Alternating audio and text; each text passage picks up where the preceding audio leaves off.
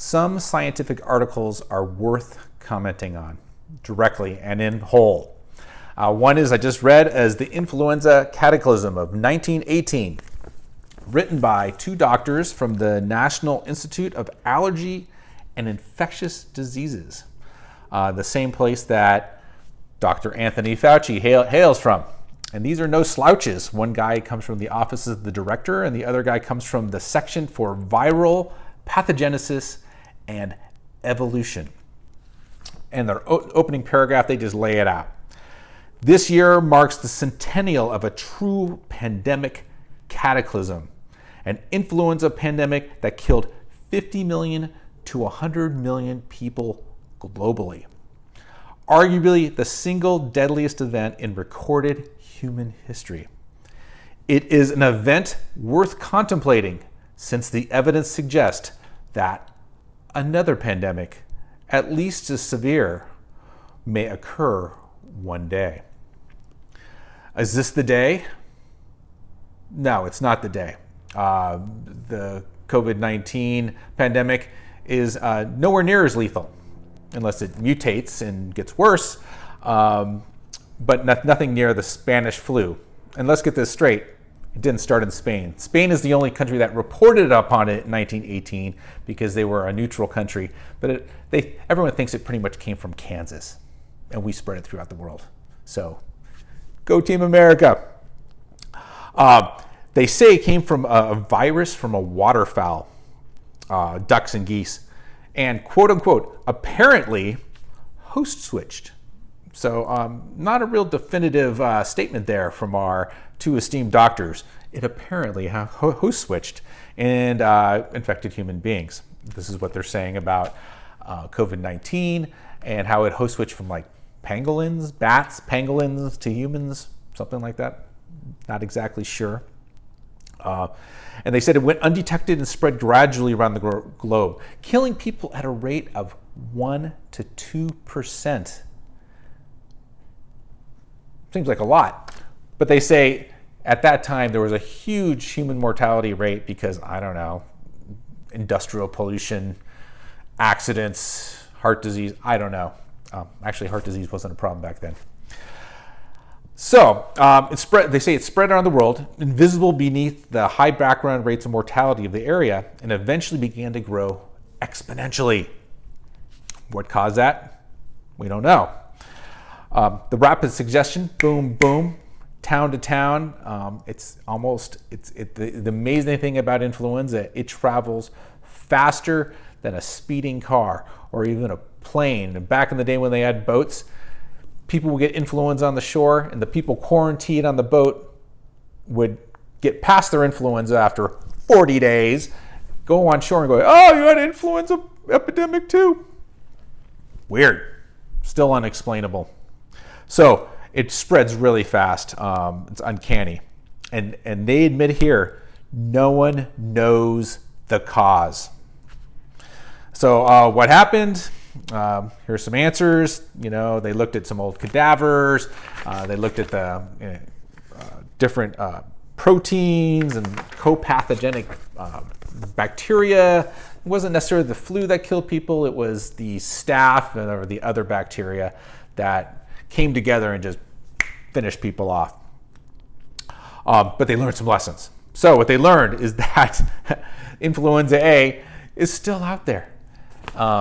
It's still in waterfowl, and there's like 4 of the 15 viruses are still highly pathogenic to mammals, and they just haven't host switched from waterfowl to us. So something to keep in mind about influenza. Still a problem. Second, and I love this really weird speak of these academics. We need to prioritize the optimization of our therapeutic and preventative armamentarium. I think I read that right. Armamentarium. We have moderately efficacious antivirals, effective antibiotics, 2 pneumococcal vaccines, but no vaccines for the co-pathogenic bacteria. That's a problem. Number 3, the problem we have is sudden onset and progression. So people get vaguely sick, They have kind of like vague symptoms, kind of like COVID, but then they progress downward rapidly. When they say exactly that, rapid downhill course. So now they think we should have reliable biomarkers. So there's some way we can test and say, what is this, so we can do a quick intervention and not have the person die from it going too far off the rails.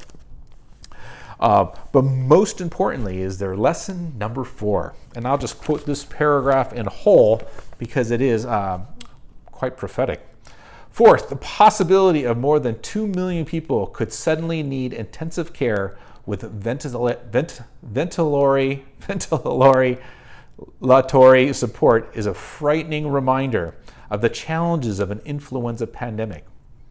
Obviously, ICU capacity, that's an intensive care unit, nice if they spelled it out, ICU capacity to address such a surge does not exist. I think these guys would, say, hey, we should do something about this maybe. ICUs, national referendum. But no, the capacity does not exist. Although the contents of the U.S. Strategic National Stockpile are classified for you, it seems highly unlikely that enough ventilators, antibiotics, antivirals, and other supplies necessary, like maybe respirators, gowns, shields, little things like that, so doctors and nurses can stay alive. Other stuff. To prevent more deaths from the 1918-like pandemic would be available. Highly unlikely that it wouldn't be available. So that's a problem there. You would think of all the people that would know this and be able to get things done would be these guys. So in summary, the 1918 epidemic, about 98% of the infected people had flu-like symptoms, but got better. And 2% experienced sudden onset of lower respiratory involvement after several days, and often progressed rapidly to emergency treatment, which would be life-saving today. But back then, you died. So 2%, it's like 4 times what COVID-19 is today. Nothing to scoff at, COVID-19, but definitely not as gloom and doomy as what we're expecting in the future. So they admit there are no easy solutions for containing such an explosive and fatal pandemic. They're working on a universal vaccine. Doesn't look likely. And in the case of coronavirus, what they found so far is that the antibodies that people get from having COVID-19 and getting over it, they dissipate after time, maybe 3, 4 months, 6 months, and then you might get it again. So what can you do? Keep your immune system strong.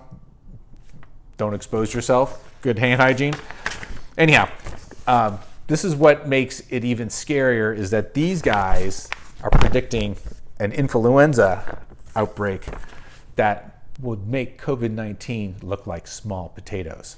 So after this mini crisis passes, and hopefully it is a mini crisis, people will be prepared. They will, number one, keep their immune system strong, but they will also get their own respirators, their own N95s, and be prepared and practice good hand hygiene and stay home from work when they're sick, if they can afford to, and monitor their own symptoms. Oh, we're in for a wild ride. Let's see how it goes.